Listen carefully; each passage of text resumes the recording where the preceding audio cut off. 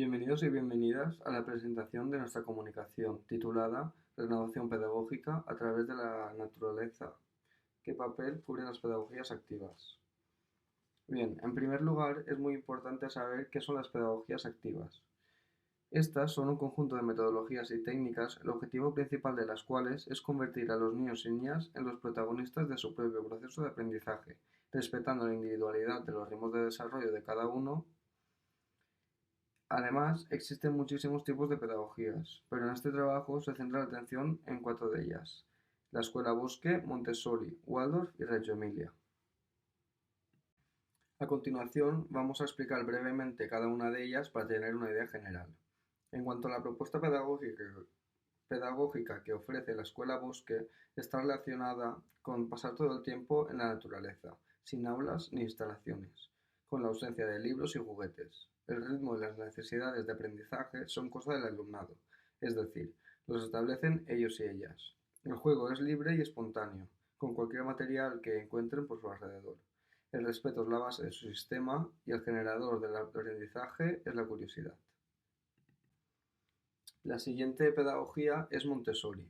Los cimientos de este método se basan en el aprendizaje del alumnado a partir de la experimentación y manipulación, considerando al maestro como persona que ofrece a su alumnado los recursos necesarios para su desarrollo, respetando los ritmos de aprendizaje y esperando los resultados. Se trata de una pedagogía basada en la libertad y el respeto hacia el desarrollo de los niños.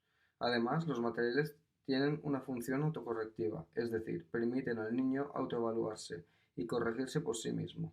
Así puede saber si se ha equivocado y puede rectificar sin sentirse sometido a la evaluación constante del adulto. En tercer lugar, encontramos la pedagogía Waldorf. Algunas de las características que diferencian esta pedagogía de otras es la importancia que le adjudica las emociones, los sentimientos y la fantasía. El maestro es una figura modelo para que los niños y niñas lo imiten, en vez de ser un guía o un acompañante como en la mayoría de pedagogías alternativas. En las escuelas Waldorf los principales elementos son el ambiente, la imitación, el juego libre como actividad principal, el ritmo individual del desarrollo y aprendizaje, las actividades artísticas y artesanales, la relación familia-escuela y el contacto con la naturaleza. Por último, encontramos la pedagogía Reggio Emilia. Para esta pedagogía es imprescindible el consenso, la colaboración y participación de todos los componentes del comité educativo. Un rasgo característico de estas escuelas es documentar la evolución de los aprendizajes del alumnado, para poder comparar más tarde y ver a simple vista el progreso del aprendiz. Es una metodología que algunas de las características más importantes son las siguientes. El ambiente posee una importancia vital, puesto que el trabajo cooperativo es fundamental, y la familia es esencial, por el hecho de tener un rol activo en las vivencias cotidianas del aprendiz. A continuación vamos a ver algunas de las cosas que nos aporta el contacto con la naturaleza en los primeros años de vida. Si conseguiremos trasladar parcialmente el lugar donde aprende el alumnado a la naturaleza, obtendríamos aulas mucho más inclusivas que las que encontramos actualmente.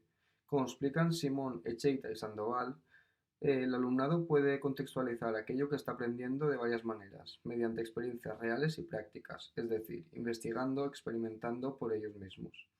También pueden aplicar las competencias interiorizadas a problemas reales.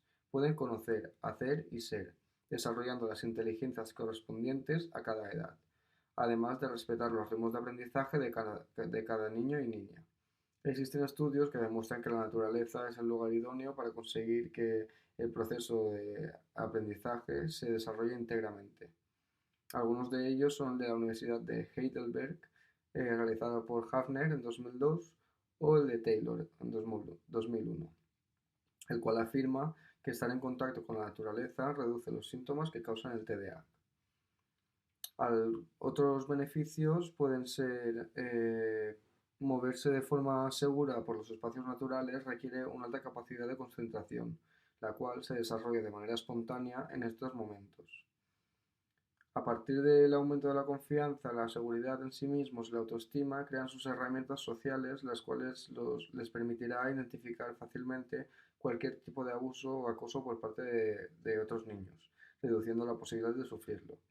Si seguimos, encontramos la situación actual que hemos analizado gracias a la fuente Ludus. Es el único directorio de pedagogías alternativas que agrupa todas las propuestas que se ofrecen en este país. A partir de este hemos realizado las tablas y los gráficos. Además de estas cuatro pedagogías, hemos distinguido también la escuela bio libre, puesto que es la que se posiciona en primer lugar, concentrando el número más grande de proyectos, concretamente 144 en todo el estado. Como se puede observar en el gráfico, los datos revelan que Montessori se sitúa en el primer lugar, agrupando 50 escuelas repartidas por todo el estado y representando el 8,64% de la oferta total nacional de pedagogías alternativas. En segundo lugar, encontramos las escuelas Waldorf, que reúnen 37 centros. En tercer lugar, Reggio Emilia. Y por último, encontramos la escuela Bosque, con 18 centros educativos. En la diapositiva que tenemos en pantalla podemos ver cómo los datos obtenidos en este trabajo demuestran que la Comunidad de Madrid es la que reúne más proyectos de educación alternativa, con las pedagogías anteriormente nombradas, de todo el Estado español, con 28 centros educativos. Si pasamos al análisis crítico, podemos decir que la naturaleza proporciona infinidad de recursos y de beneficios a los niños y niñas, desde mejorar la calidad del aire que respiran, ofrecerles oportunidades de manipular, observar, aplicar y comprobar que todo aquello que aprenden tiene una utilidad en la vida real, hasta, como dice Díaz, ayuda a construir sus esquemas mentales internos a través de los estímulos que proporciona el medio ambiente. Pero la pregunta es la siguiente: si tan obvias son estas cuestiones, ¿por qué no actuamos? ¿Por qué no se realizan reformas necesarias en las escuelas españolas? Según nuestra opinión, después de haber estudiado este tema y analizar la situación actual de propuestas educativas alternativas en España, podemos decir que la educación alternativa está sufriendo una tendencia de privatización. Este hecho es debido a la escasa ejecución de reformas por parte del Gobierno central dirigidas a la remodelación y construcción de espacios educativos de acuerdo con estas nuevas pedagogías, al igual que la formación de los docentes. Por esta razón, empresas y organizaciones independientes están apostando por este tipo de educación, pero para poder financiarlas necesitan privatizarlas. Por último, en el punto de conclusiones, tenemos que decir que los niños y niñas en edades tempranas tienen que empezar a desarrollar todas sus capacidades y la mejor forma de conseguirlo es mediante la experimentación y la manipulación directa. Y qué mejor que hacerlo directamente de la naturaleza. Por lo tanto, nosotros como maestros tenemos que generar las situaciones estimulantes y atractivas con las cuales les proporcionamos los materiales necesarios para llevar a cabo este proceso. Las pedagogías activas son la herramienta óptima para poder componer unas vivencias de estas características. Es muy importante que los niños tengan la libertad de moverse por el espacio para poder ir adquiriendo autonomía personal, seguridad y confianza sobre ellos mismos. Este hecho, junto con el que hemos visto anteriormente, reclaman el contacto con la naturaleza.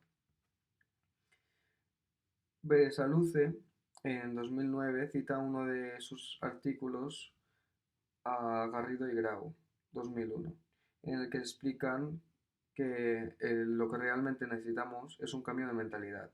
Y es totalmente cierto, porque si la sociedad no se da cuenta de que el modelo educativo que nos rige actualmente está lleno de incoherencias en referencia a las necesidades educativas de hoy en día, no podremos conseguir un cambio sustancial de nuestros centros educativos. Y estamos totalmente de acuerdo con ellos cuando subrayan que necesitamos una escuela que no solo transmita información, sino que ayude a construirlo activamente. Una escuela donde aprender se convierta en pensar y el pensar sea el verdadero protagonista de nuestro proceso de enseñanza y aprendizaje. Y es que estamos seguros que si enseñamos a los niños a pensar en sus actos y en la repercusión que estos pueden tener en un futuro, conseguiremos una sociedad mucho más responsable y respetuosa de la que tenemos hoy en día. Muchas gracias.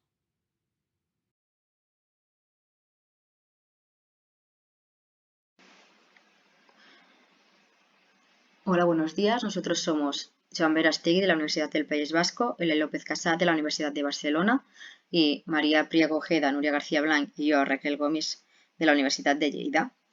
Y en esta comunicación vamos a hablar sobre la implementación y evaluación de un programa de competencias emocionales en la educación primaria.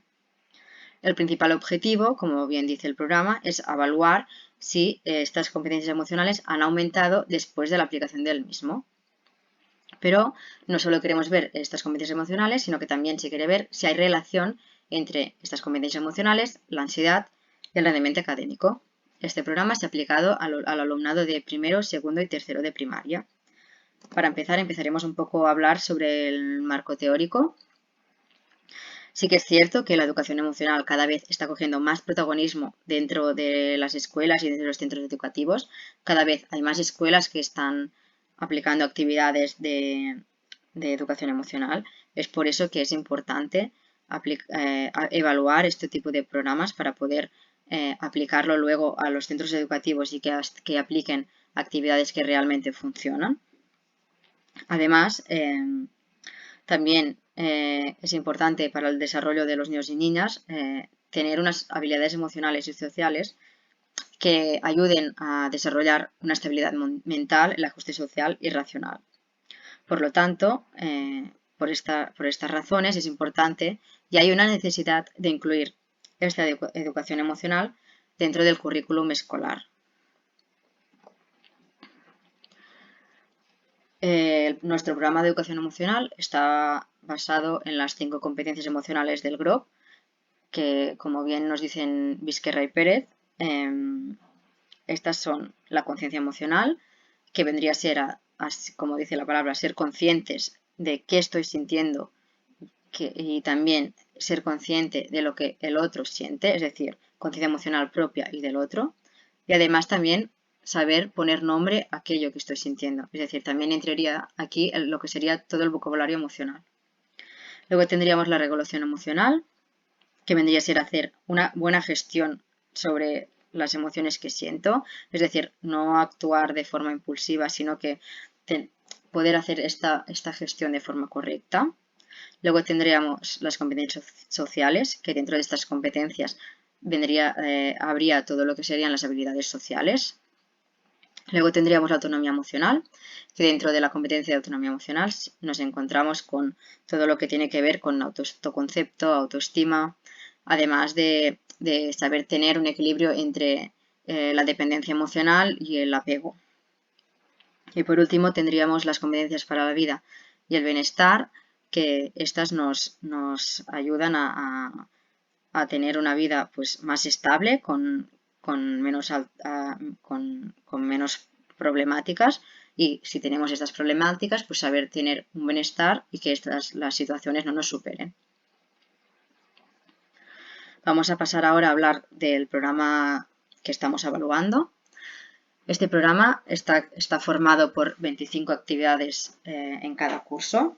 Estas actividades dan respuesta a cada una de las competencias emocionales comentadas anteriormente.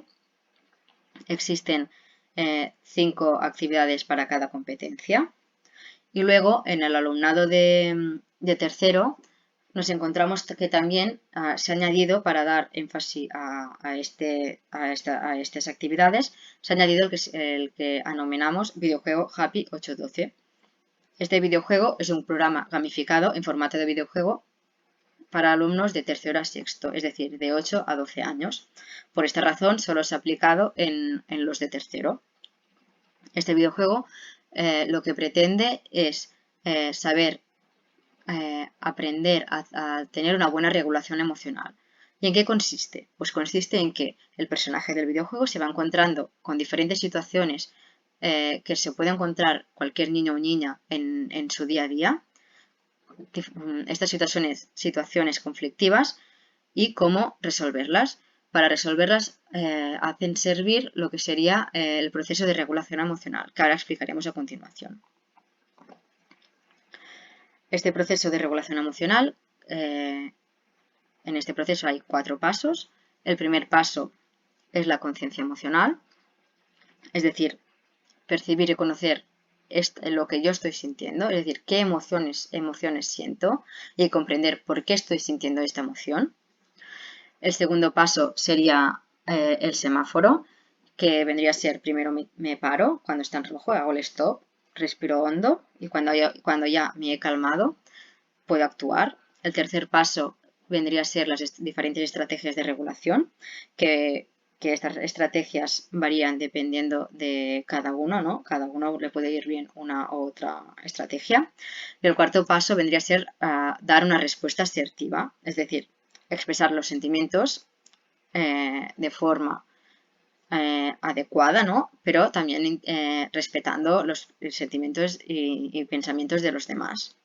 Para hacerlo se hace servir una fórmula que se llama la fórmula NEMO, que es, primero decimos el nombre de la persona a quien nos dirigimos, la emoción que he sentido, el motivo que me ha hecho sentir esta emoción y cuál es mi objetivo.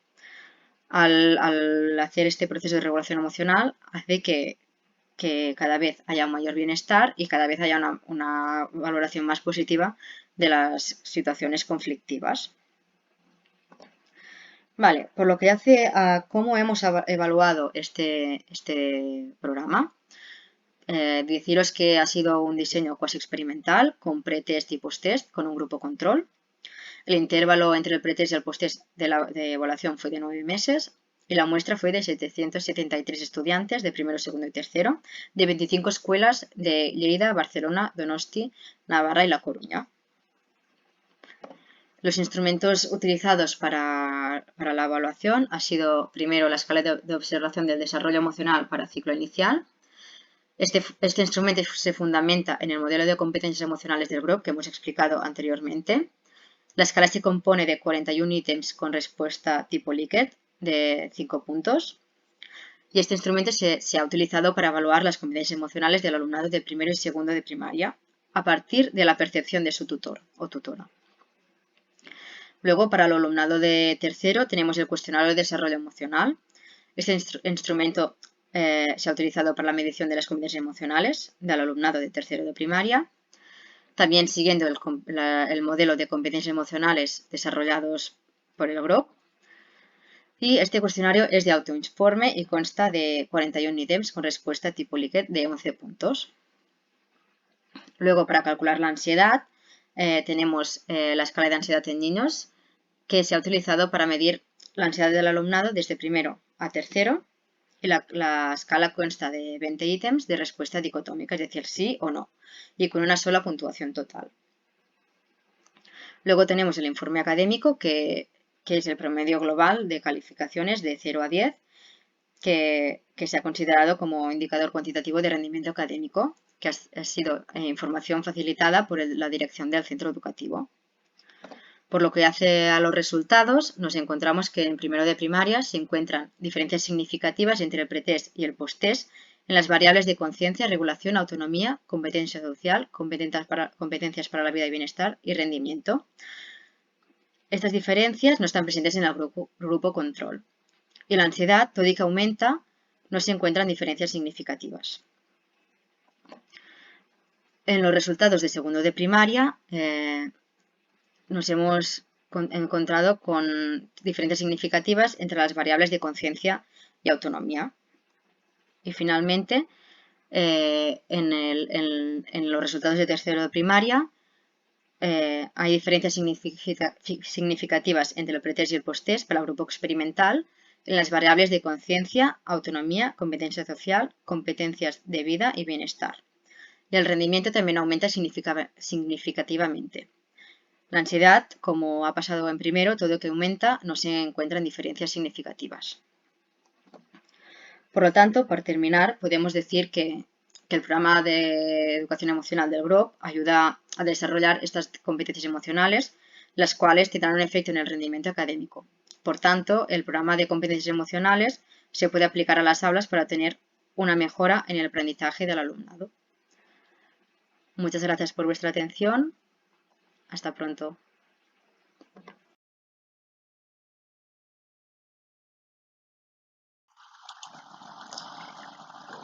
La comunicación que aquí se presenta al cuarto Congreso Internacional Bimodal en Inclusión Social Educativa lleva por título La España vacía, una propuesta para trabajar la didáctica del medio ambiente desde las ciencias sociales en la formación del profesorado en educación primaria. Soy María Auxiliadora Guisado Domínguez, pertenezco a la Universidad de Córdoba y soy la autora de esta comunicación. Esta comunicación nace de un proyecto realizado con alumnado de educación primaria de la Universidad de Córdoba durante este curso.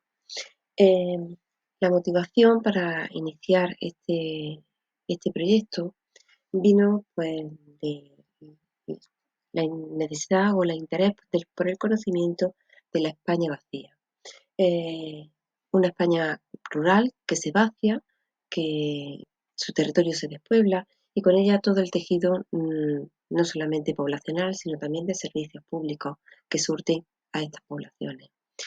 Es una dinámica de población en la que el 30% de la población se distribuye en el 80% del territorio y a la inversa, el 70% de la población vive en el 20% del territorio, lo que serían las grandes aglomeraciones urbanas de las que también hemos dado cuenta en otra práctica. En total, según estudios recientes del año 2021, son 23 provincias las que están afectadas por esta despoblación. Todo ello tiene una serie de implicaciones sociales, económicas, políticas, culturales y educativas. En estas últimas implicaciones, las educativas, es en las que nos hemos basado en implicar al alumnado para realizar este proyecto. La educación es uno de los sectores que más está sufriendo esta despoblación, puesto que se van cerrando colegios a raíz de la falta de niños en estas poblaciones. Es necesario, por lo tanto, la toma de conciencia de lo que significa este reto demográfico y desde múltiples perspectivas. Las consecuencias de estas dinámicas de población y las implicaciones que tiene se ven reflejadas en el vaciamiento de la población, que quizás es el efecto directo más perceptivo, pero también una masculinización. Según los expertos, son mayoritariamente mujeres las que se emigran a otras zonas y dejan los pueblos masculinizados. Y por otro lado también las personas mayores son las que siguen residiendo en estos pueblos o vuelven a los pueblos una vez terminada su etapa laboral. Estos tres elementos además amplifican estas desigualdades sociales que están viviendo grandes territorios o amplios territorios de nuestra geografía española. La metodología se ha basado, como decimos, en un grupo de alumnado del grado de educación primaria, en total 65 alumnos y alumnas. Se han desarrollado durante 3 semanas de clases prácticas de 90 minutos cada una. Después se ha incorporado también trabajo autónomo que he realizado fuera de la clase y en la asignatura de didáctica de las ciencias sociales.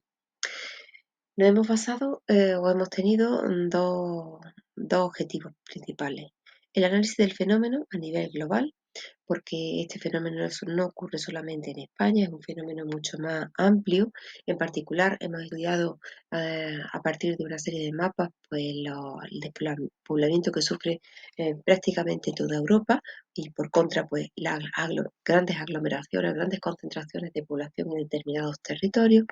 Y después hemos pasado a un estudio de caso para analizar esa realidad palpable de un municipio elegido además libremente por el alumnado, una vez comprobado que efectivamente cumple estos requisitos de vaciamiento de población, o sea, una pérdida de población durante un periodo de tiempo amplio, no puntual.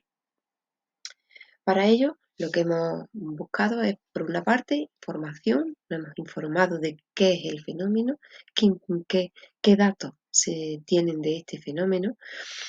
Nos hemos documentado con diferentes recursos audiovisuales, gráficos, estadísticos, por supuesto, y textuales, y hemos indagado sobre el fenómeno con esas múltiples implicaciones que tiene. Y después hemos buscado sobre todo el fomento del espíritu crítico a partir de la realidad. Esa realidad la hemos plasmado a través del estudio de casos, como digo, libremente elegido por el alumnado. El resultado que hemos obtenido a partir de esta eh, metodología seguida ha sido, por un lado, una radiografía del territorio y de las dinámicas que tienen esta población. Por una parte, a través de los mapas nacionales de toda España, se ha visto una desigual distribución de la población, una concentración en determinadas grandes ciudades, Madrid, Barcelona, Zaragoza, Valencia, Bilbao, Sevilla, una baja densidad de población por contra en estos territorios. Ese vaciamiento se ve a través de distintos mapas. Fundamentalmente se han utilizado mapas pertenecientes al Ministerio de Transición Ecológica y Reto Demográfico, que nos ha permitido pues, analizar desde múltiples perspectivas. Igualmente se han analizado otro mapa relativo a los municipios que pierden población y evidentemente ahí salen a flote todos los municipios, no a nivel provincial, sino a nivel municipal, en estos casos pues que van perdiendo población. Y por último el índice de envejecimiento en el que aflora especialmente en la España vacía o vaciada y que se muestra por contra de forma negativa en las grandes aglomeraciones. Por otro lado, se ha realizado un estudio de caso. Una vez comprobado que este problema, como decimos, no es exclusivamente de España, se ha buscado en estos estudios de población y despoblación pues datos muy básicos, como ahí hemos expuesto. Comprobadas estas dinámicas poblacionales, también hemos analizado, aunque sea de forma breve, las estructuras económicas y laborales que toman protagonismo en los cambios de los sistemas económicos y sociales de estas poblaciones, ya que estas migraciones tienen fundamentalmente una base económica y está motivada también por los cambios sectoriales que producen además, como ya hemos mencionado, otros dos fenómenos, la masculinización y el envejecimiento. La masculinización en tanto que se producen esta emigración a edades más jóvenes y reproductivas y las mujeres buscan otras oportunidades más allá de estas localidades. Por otro lado, el envejecimiento, por consecuencia de esta emigración en búsqueda de oportunidades laborales. Como decimos ahí, también se amplifican estas desigualdades sociales y el estudio de caso se va radiografiando a través de distintos modelos de población. Por una parte, estas diásporas rurales, motivadas sobre todo por la economía, y esto lleva también una serie de consecuencias, como van a ser el empobrecimiento de las condiciones de vida, una menor dotación de servicios públicos para estas localidades y la pérdida o el abandono del medio natural. En definitiva, unas consecuencias también negativas, pues como decimos, para el medio ambiente natural. Pero también hemos analizado o hemos discutido sobre las oportunidades que tienen estos territorios. En algunos casos tienen posiciones estratégicas que les pueden permitir tener oportunidades de mm, vuelta a través de población o de focos de interés de determinadas poblaciones para repoblarlo. Bien, tienen a su alrededor un patrimonio natural e histórico importante que puede ser un factor de dinámica económica y sociales.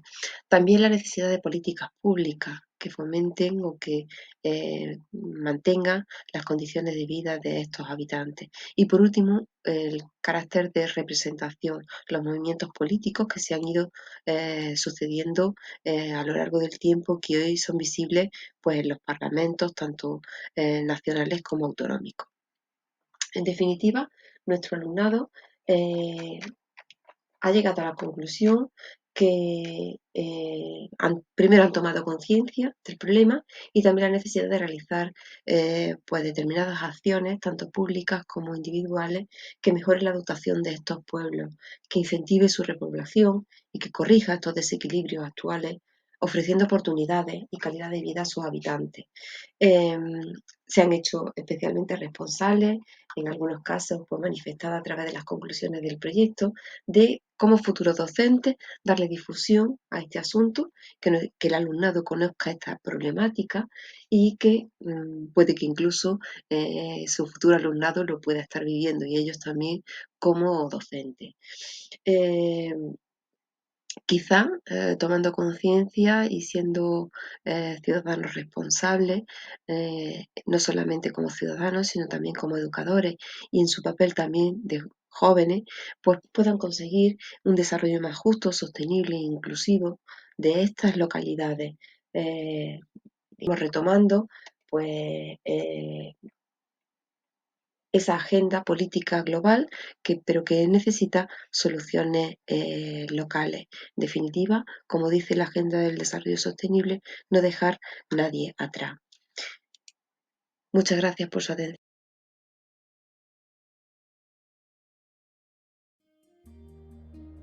Con esta intervención queremos compartir los presupuestos y las expectativas que tenemos alrededor del proyecto Juegos Urbanos como herramienta para fortalecer la alfabetización entre los prisioneros. Un proyecto Erasmus Plus que va a realizarse en distintas prisiones europeas, entre las que se encuentra el Centro Penitenciario Santa Cruz de Tenerife II.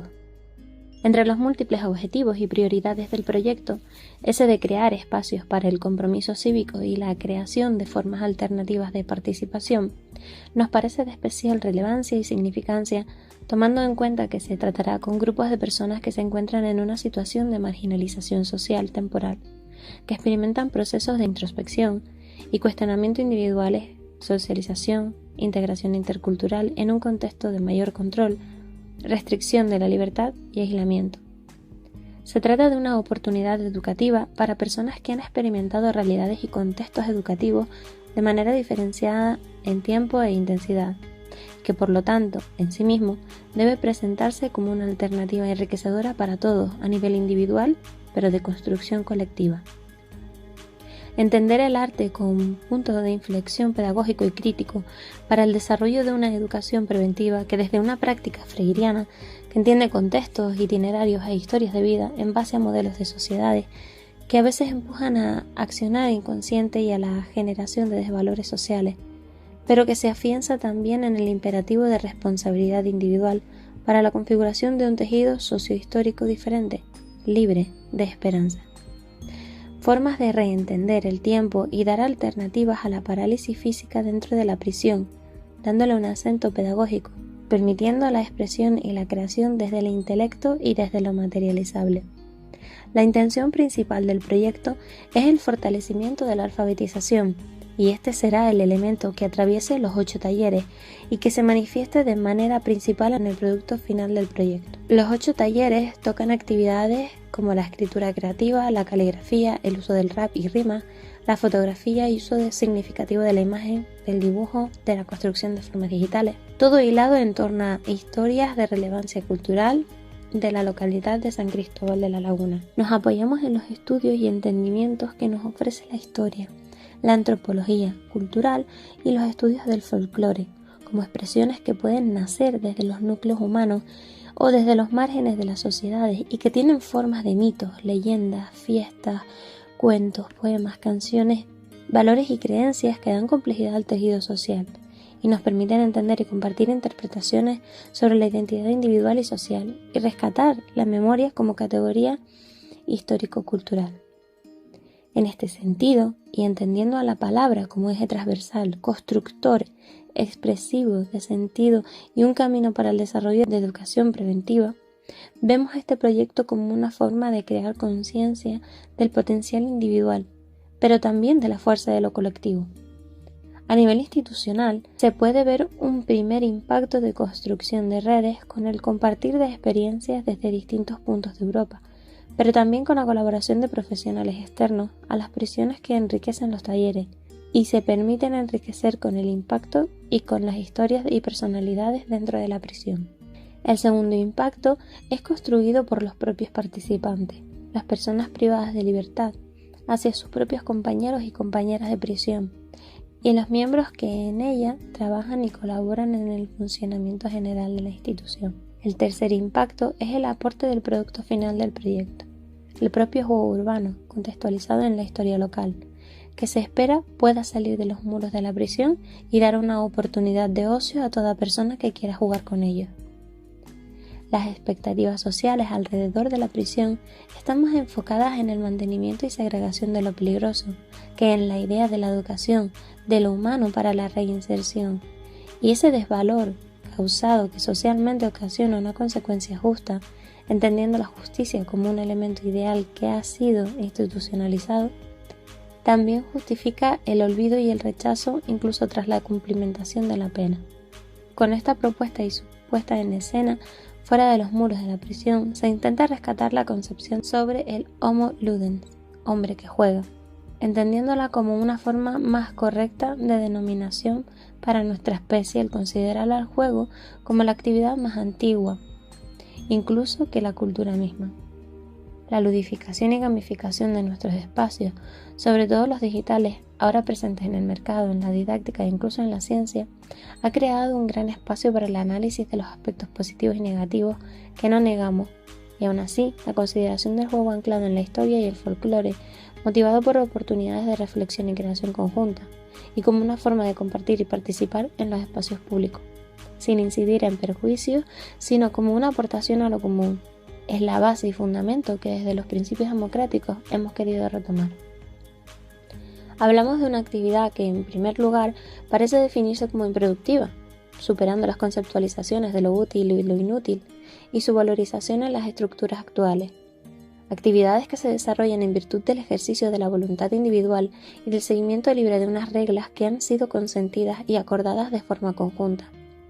Una actividad que puede surgir con una motivación de competencia o de mera diversión, pero que permite que afloren emociones y entusiasmo, que se adopten actitudes cooperativas, permite la pluralidad de actitudes y la búsqueda de las potencialidades individuales como forma de enriquecer la experiencia de juego y facilita los espacios de expresión y participación, oportunidades de hablar y de ser escuchado.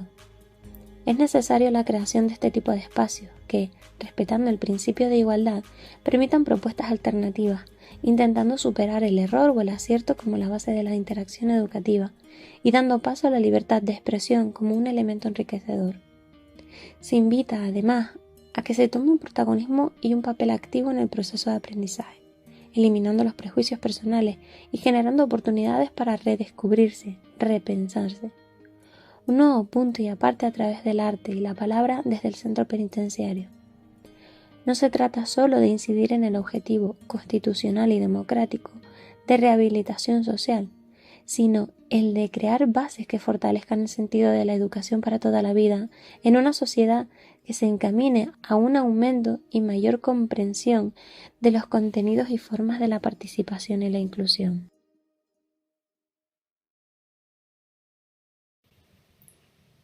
Hola a todos y a todas, mi nombre es Katy y junto con mi compañero José Ramón Márquez os venimos a presentar un trabajo titulado Hacia la pedagogía de las identidades y la participación, los espacios de la escuela como potenciadores de la cultura de la infancia. La infancia, como cultura con identidad social propia, forma parte de la complejidad del mundo en el que el niño vive y, por tanto, este requiere ser protagonista y actor de la sociedad en la que hoy día forma parte. Esta conceptualización de infancia supone, a su vez, la construcción de identidades múltiples, pero también singulares, tanto en cuanto que ésta no se caracteriza como un constructo social basado en patrones genéricos, sino más bien definida desde el conjunto de las propias potencialidades que cada niño y cada niña posee. Sin embargo, pensar y actuar desde una mirada adultocéntrica, es decir, desde la visión del adulto, desde el aún no, sigue siendo hoy día el empobrecimiento de muchas escuelas. Frente a ello, apostamos por la idea de una imagen del niño valioso, con gran potencialidad y sobre todo nato de sus múltiples lenguajes, protagonistas y ciudadanos de sus propios derechos. La tesis que defendemos, por tanto, tiene su origen en la necesidad de escuchar a la infancia. Un desafío para el que se hace imprescindible un cambio de mirada hacia la misma. Y, cómo no, de concepción positiva de la UNSI, que enseña a oír y a respetar todas las decisiones y necesidades de la infancia.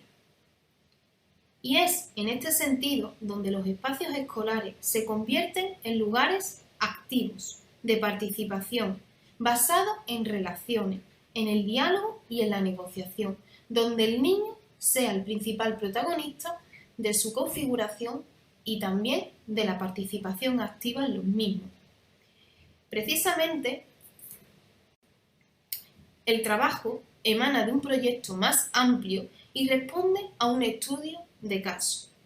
En concreto, se trata de una escuela infantil cuya titularidad es concertada y responde al segundo ciclo de educación infantil conformado por 2 líneas en cada uno de los niveles educativos.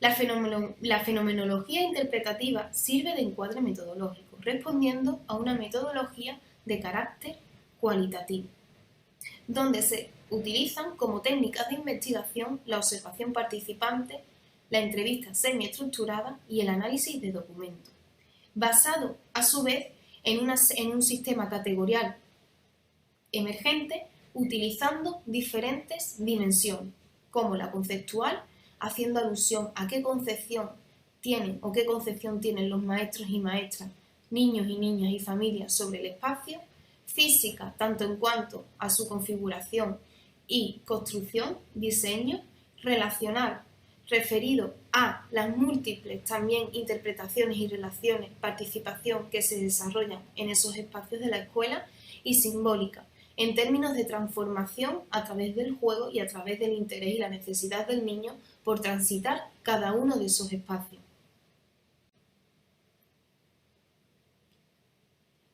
En este sentido, apostamos por espacios diseñados bajo una funcionalidad meramente física de orden práctico, donde maestros y maestras conciben a ese lugar como una herramienta que apoya o en su defecto a veces limita la acción educativa. Apuestan por una infancia basada en el aún no, en la concepción minirorista como futuro también potencial que necesita también la mirada o la atención del adulto para aprendizaje futuro. Tanto es así que las propuestas de espacio deben estar basados en la cultura existente del habitar del presente, respetando así la cultura propia del ser y de estar, como una cultura propia con identidad y con unos derechos y unos deberes reconocidos. En este caso, apostamos por la necesidad de valorar los ritmos y el grado de participación en los distintos espacios que conforman la escuela, donde el niño y la niña debe tener su propia identidad colectiva y singular y, cómo no, actor de pleno derecho en su configuración, participación y reconocimiento. En este caso, es necesario, a su vez, apostar por un diseño común, tomando a los niños como co-investigadores de ese proceso, no solamente basado en una funcionalidad meramente física y donde el espacio hoy día tiene algo que contar, nos tiene algo que decir y, cómo no, el modo en cómo el niño lo habita, participa y se relaciona. En este sentido, se apuesta o se evidencia la necesidad de materiales y recursos que avalen y apuesten por el respeto de los múltiples lenguajes de la infancia. Espacios, en definitiva, que ayuden al desarrollo del niño y de la niña, que ayuden a los procesos de participación relativos a las relaciones y a los diferentes encuentros que se desarrollan, y así como el respeto a los distintos ritmos por conquistar, por transitar y reconocer cada uno de esos espacios. Para ello, el juego forma parte de una necesidad innata en la infancia y es la expresión más propia y evidente que tiene el niño para poder expresar sus necesidades y sobre todo sus intereses. En ese caso, juego, expresión, relación forman una tríada de comunicación y a su vez también de representación simbólica en el caso de la infancia. ¿Para qué? Para promocionar las distintas identidades, los distintos gustos y, cómo no, la diversidad de preferencias. Las conclusiones de este estudio apuestan por la diversidad, y la diversidad precisamente como una característica positiva de la escuela, como una riqueza social, pero también educativa.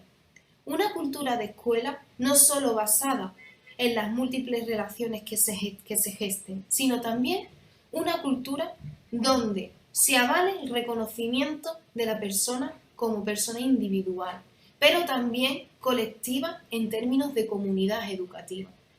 A su vez, la infancia como un agente más de participación, donde también tiene su pleno derecho, necesitamos apostar y avalar la identidad propia y característica de cada uno de sus alumnos y, por supuesto, utilizando la forma de expresión más clave, la relación en los espacios de la escuela. Para ello, apostamos por una participación activa, con pleno derecho y que invita al máximo potencial de las capacidades de la infancia. Muchas gracias por su atención. Un cordial saludo.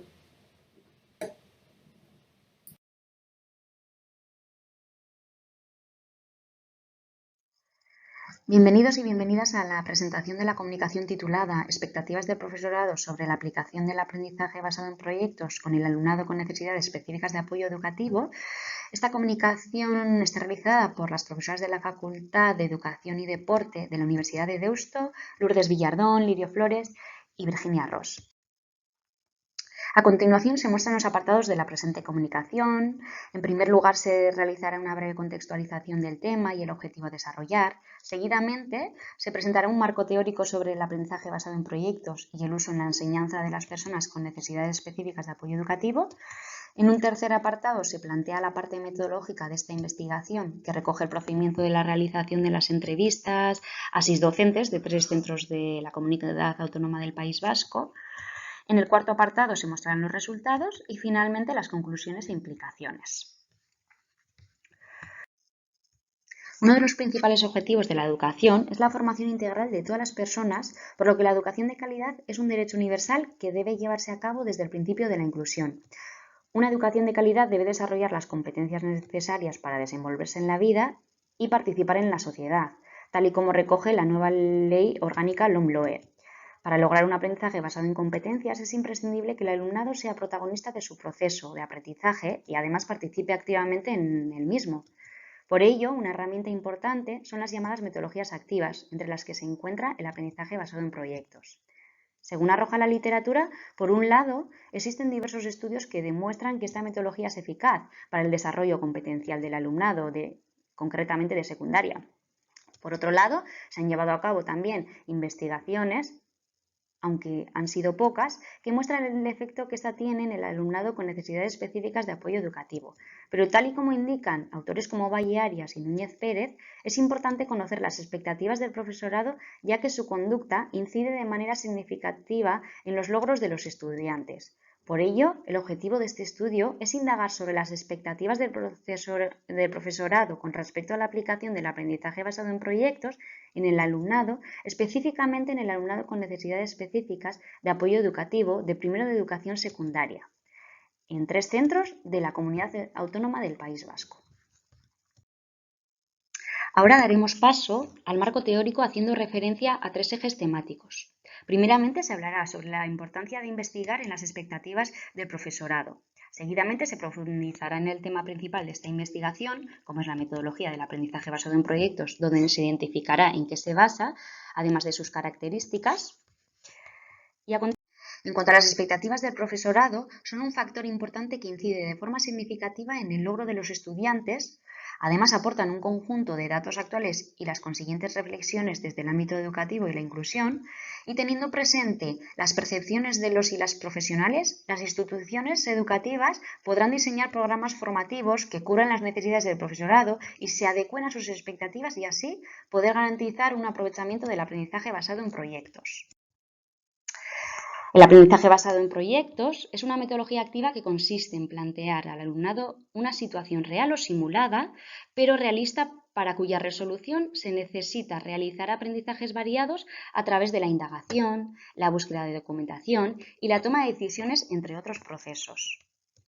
Respecto a dicha metodología, está constituida por elementos como el planteamiento de un reto o pregunta estimulante, además de ser desafiante para el alumnado, la puesta en marcha de una investigación profunda, la autenticidad, la toma de decisiones por parte del estudiantado, la reflexión en torno a sus aprendizajes, el pensamiento crítico y la revisión del contenido trabajado, y la elaboración de un producto final.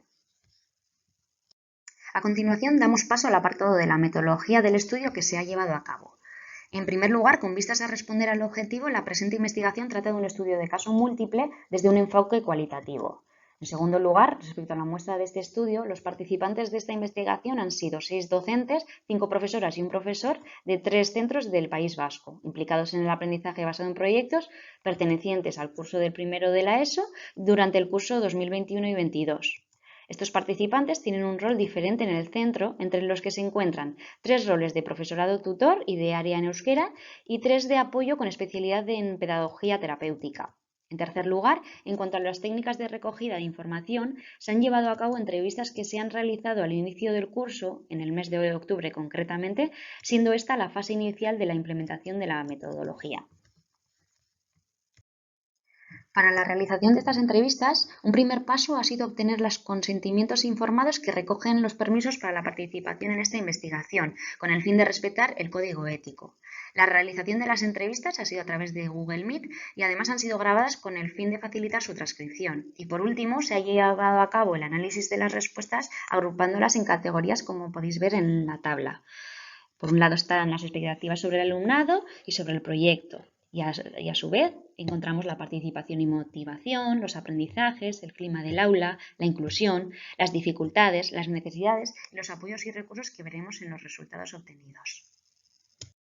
Seguidamente hablaremos sobre los resultados según las categorías mencionadas en la tabla anterior. Por un lado, respecto a los resultados encontrados, en primer lugar, sobre la participación y la motivación del alumnado, se espera que el aprendizaje basado en proyectos fomente la participación de todo el alumnado, especialmente de aquel que presenta necesidades específicas de apoyo educativo, ya que el trabajo en equipo les permite adquirir roles diferentes, mostrándose activos de tal manera que todos y todas los y las participantes valoren el trabajo de cada miembro del grupo. Por otro lado, respecto a la motivación, se espera que repercuta de manera positiva debido al tipo de dinámica tan participativa e innovadora como es el aprendizaje basado en proyectos. En segundo lugar, en cuanto a los aprendizajes que se cree que el alumnado puede obtener, se han encontrado que son principalmente competenciales, dando prioridad a las competencias transversales, entre las que podemos encontrar el aprender a aprender y aprender a pensar, la comunicación oral, escrita y digital, entre otras competencias. En tercer lugar, en cuanto al clima del aula, se confía que puede repercutir de manera positiva y pueda ayudar a conocerse mejor. En cuarto lugar, se muestra que el aprendizaje basado en proyectos puede favorecer la inclusión y fomentar la educación a través de valores como el respeto y la igualdad. Por otro lado, según los resultados encontrados sobre las expectativas acerca del proyecto en el alumnado con necesidades específicas de apoyo educativo, respecto a la estimación de posibles dificultades, en general el profesorado no espera especiales dificultades. Sin embargo, 2 docentes coinciden que podría haber alguna dificultad en el trabajo en equipo y en los conflictos entre iguales, y a su vez otros piensan que puede haber alguna dificultad en la capacitación para adaptarse el profesorado hacia los diferentes ritmos del trabajo del alumnado para poder dar una respuesta adecuada a sus necesidades. No se identifica ninguna necesidad concreta tampoco, no obstante, 2 participantes señalan como posible necesidad la capacitación para responder de manera adecuada ante tal diversidad, saber motivar a los estudiantes y hacer que trabajen de manera autónoma al igual que el resto de sus iguales. Cuentan con 2 o más profesionales por aula dando una gran importancia a la codocencia y no tanto a los recursos materiales, ya que consideran que el diseño está adaptado a todo el colectivo y accesible para todos y para todas los y las estudiantes. A continuación se conversará sobre las conclusiones de esta investigación, los resultados sobre la aplicación del aprendizaje basado en proyectos como posibles beneficios en el alumnado con necesidades específicas de apoyo educativo. Encontramos el desarrollo de las diferentes competencias transversales, su inclusión desde el sentimiento de pertenencia a un grupo y respeto a la diversidad, la mejora de su motivación hacia el aprendizaje gracias al aumento de la autonomía, el fomento de su autoestima, el aprendizaje entre iguales y el uso de las TICs. Sin embargo, el profesorado es consciente de algunas dificultades que puede suponer su implementación en este colectivo de alumnos y alumnas, como los conflictos entre el alumnado para el trabajo en equipo y la adaptación de los diferentes ritmos de aprendizaje. Para terminar, respecto a las implicaciones de esta investigación, la información recogida en este estudio puede contribuir a mejorar la aplicación del aprendizaje basado en proyectos en el alumnado con necesidades específicas de apoyo educativo, de forma que se beneficie el máximo posible de sus potencialidades y además se superen esas dificultades. Antes de finalizar, muchas gracias por el interés en el estudio y la atención durante la presente comunicación. Quedo a vuestra disposición para cuantas consultas estiméis oportunas a posteriori a través de este email que tenéis delante, virginia.ros@deusto.es.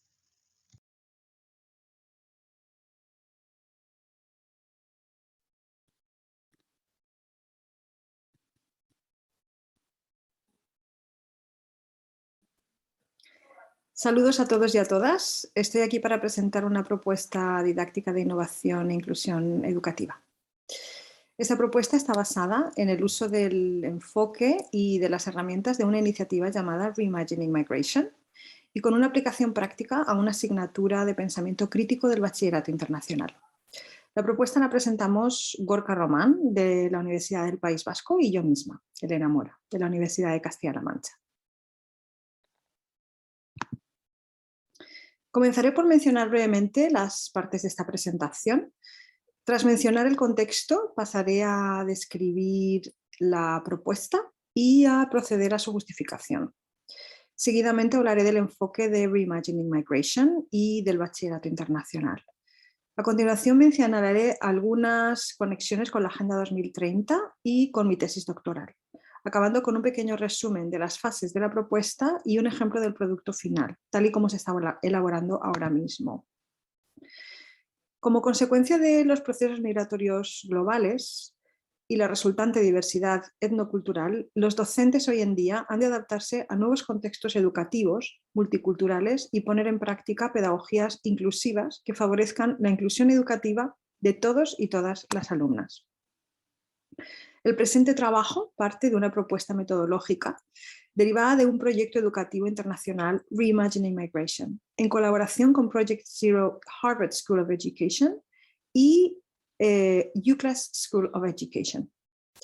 Esta iniciativa se llama Reimagining Migration Through a Talk Lens y busca implementar una comunidad de aprendizaje de docentes internacionales que trabajen colaborativamente para diseñar herramientas que den respuesta a las necesidades de desarrollo profesional docente en el ámbito de los estudios interculturales y de la diversidad en educación. La iniciativa se centra en la descripción metodológica y técnica, así como en el proceso constitutivo de la propia metodología, desde una perspectiva etnodescriptiva EMIC. Esta metodología innovadora e inclusiva pretende dotar a los y las docentes de herramientas educativas que promuevan una educación intercultural y equitativa real a través del programa del Bachillerato Internacional. En concreto, se trata de hacer uso de los recursos que Reimagining Migration pone a disposición de los docentes para aplicarlos al currículum del Bachillerato Internacional, en particular a la asignatura de Teoría del Conocimiento. La justificación de este trabajo da respuesta a algunas de las necesidades de desarrollo profesional de los docentes en activo.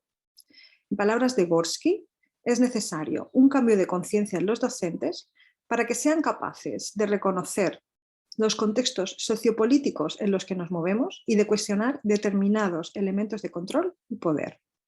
Además, pretende construir una cultura escolar que promueva y aumente la eficacia colectiva en las escuelas, considerando a los docentes como agentes de cambio. En definitiva, pretende formar a docentes para que sean globalmente competentes.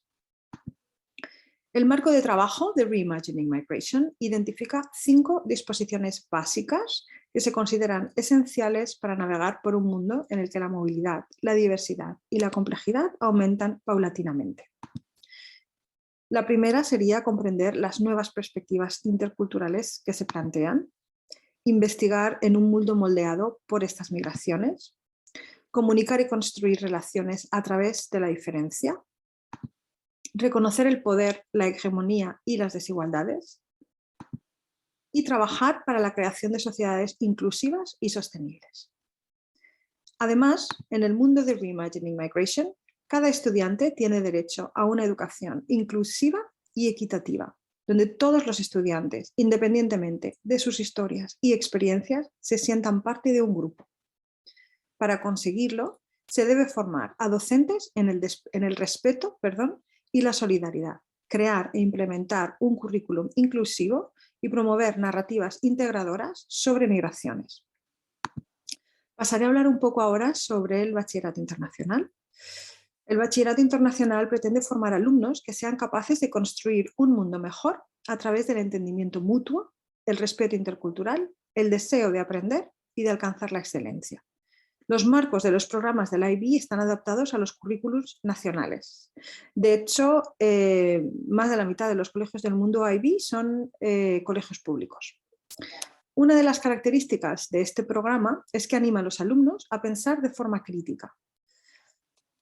En concreto, este proyecto se centrará en la asignatura de pensamiento crítico del bachillerato internacional llamada Teoría del Conocimiento, obligatoria para todos los estudiantes del bachillerato. En esta asignatura, los estudiantes tienen la oportunidad de reflexionar y de debatir conceptos como verdad, interpretación, poder, perspectiva, cultura, valores o responsabilidad.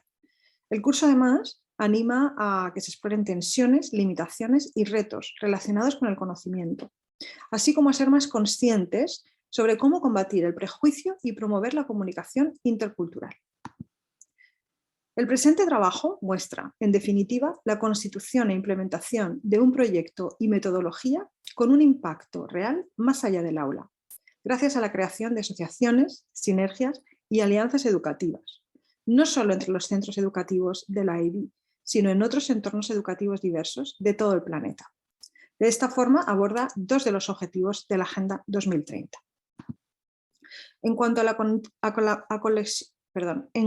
conexión con mi tesis doctoral, esta reside en el objetivo principal, según el cual investigo el papel que tienen la competencia global e intercultural en los docentes a la hora de promover un enfoque inclusivo en las aulas. Dos de los objetivos secundarios se centran en particular en la elaboración de una propuesta didáctica que promueva el desarrollo de la competencia global y la competencia intercultural en docentes, para de esta forma diseñar un modelo de comunidad de aprendizaje profesional que promueva la pedagogía crítica. En cuanto a las fases de implementación de la propuesta, son las siguientes. Una primera fase donde se recluta docentes que enseñen la teoría del conocimiento en el bachillerato internacional. Una segunda fase donde se les presenta a los docentes las herramientas de Reimagining Migration para que se familiaricen con la misión de la iniciativa y con los recursos de diseño curricular que se les proponen. La tercera fase consiste en reuniones mensuales en línea para elaborar un producto que fusionará el plan de estudios de la teoría del conocimiento con el enfoque educativo de Reimagining Migration. Finalmente, se pilotaría en colegios del mundo IB. Y tras la reflexión pertinente sobre la puesta en práctica, se pretende crear un modelo flexible y adaptable para implementar estrategias similares en otros centros educativos. Actualmente la propuesta está en fase de desarrollo y se espera pilotarla en el curso académico que viene, 2022-2023. Para finalizar, aquí les presento un ejemplo de una pequeña parte del producto final en el que ahora mismo estamos trabajando. Será un taller de formación de 2 días donde profesores formarán a otros profesores. En la diapositiva se pueden ver algunas herramientas de colaboración en línea con las que hemos trabajado y que nos ha permitido colaborar desde diferentes puntos geográficos y bueno, con diferentes zonas horarias. Los contenidos de Reimagining Migration se han integrado en el currículum de la teoría del conocimiento haciendo uso de sus conceptos vitales, como en este caso son la perspectiva y la explicación, a la hora de responder a las siguientes preguntas. En el primer caso, en la primera sesión del primer día, tendríamos la pregunta: todos tenemos detrás una historia de migraciones, ¿cuál es la tuya? Esta pregunta del marco de Reimagining Migration se explora para trabajar el concepto de perspectiva en la teoría del conocimiento. Otra pregunta en la que se daría en el segundo día, en la primera sesión: ¿por qué la gente decide abandonar sus hogares? Esta pregunta del marco de Reimagining Migration se explora para trabajar el concepto de explicación en teoría del conocimiento. Y bueno, pues llegamos aquí al fin de la presentación. Esta es la propuesta que presentamos. Agradecemos al Congreso y al Comité Científico que nos hayan permitido presentarla para su difusión y esperamos que les haya gustado. Muchas gracias.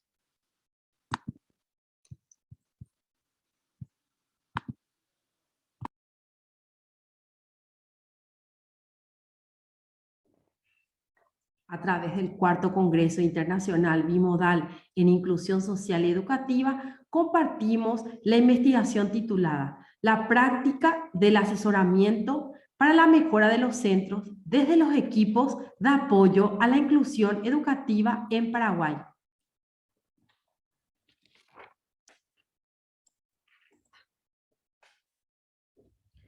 La investigación se enmarca dentro del doctorado interuniversitario de Psicología de la Educación de la Universidad de Barcelona. Forman parte del equipo investigador el doctor Javier Honrubia, director de la tesis doctoral, Marianela Cantero y Fabiola Sánchez, quien les habla.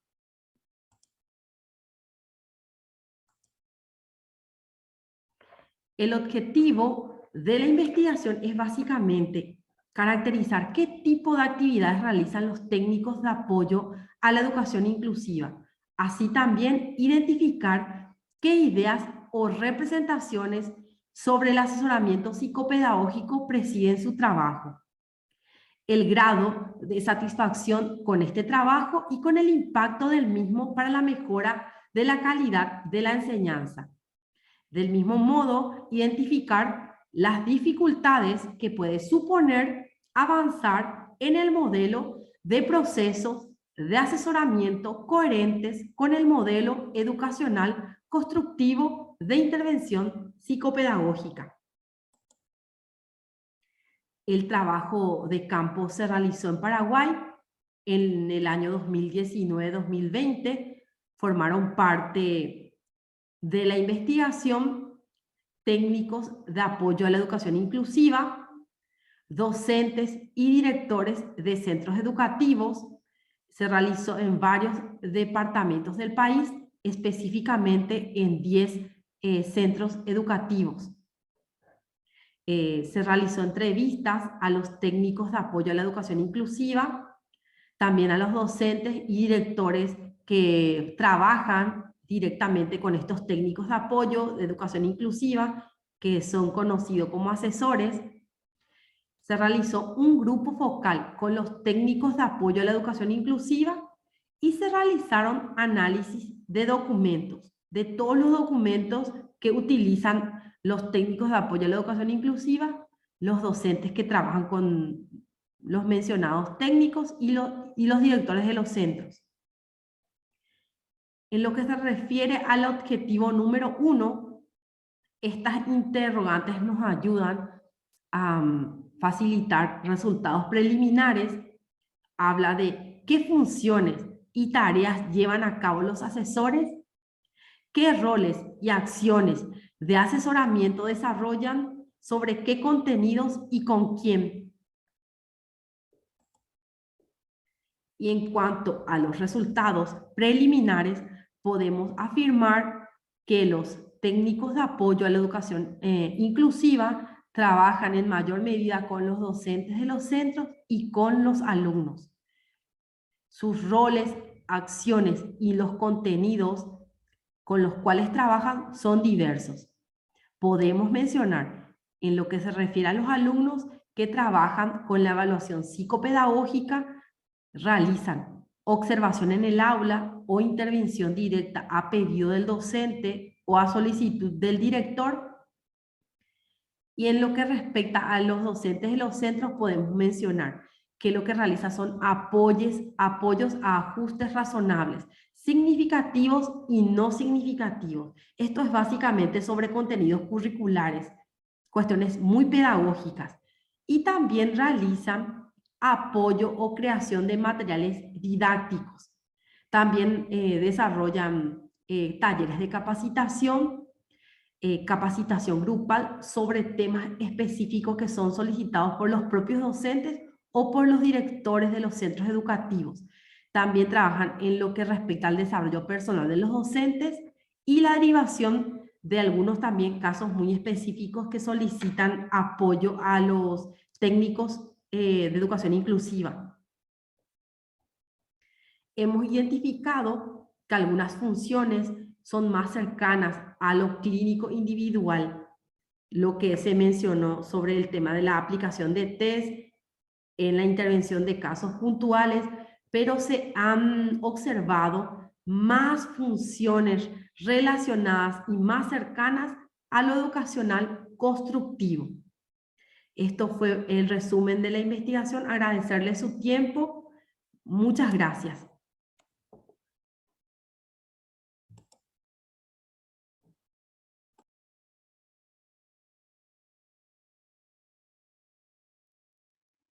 Kaixo, gure izena Amaia Igure Maitane Pikaza eta Naiara Berasategi da, eta gaurkoan belaunaldi arteko hurbilpena sustatzen, gizarte hezkuntzako graduko ikasleak eta Tortomanako ikaiak elkarlanean lana aurkeztuko dizuegu. Gizarte hezkuntza gradua komunitatearekin eta pertsonekin estuki lotuta agertzen da. Hori dela eta, ikasleek ezinbestekoa dute bere ikasketa prozesuan aurrera egiteko gizarte hezkuntzaren esparru desberdinekin kontaktu zuzena izatea. Horrenbestez, 2011 urtea geroztik, hartu-emanak deituriko erakundearekin batera, Bilboko Hezkuntza Fakultateak belaunaldi arteko jardunaldiak ospatzen ditu, non adineko pertsonak eta gizarte hezkuntzako graduko ikasleak batzen diren gai desberdinen gainean hausnartu eta iritziak partekatzeko. Urteetan zehar, hainbat gai desberdin jorratu dira, hala nola heriotza, sexua eta bar.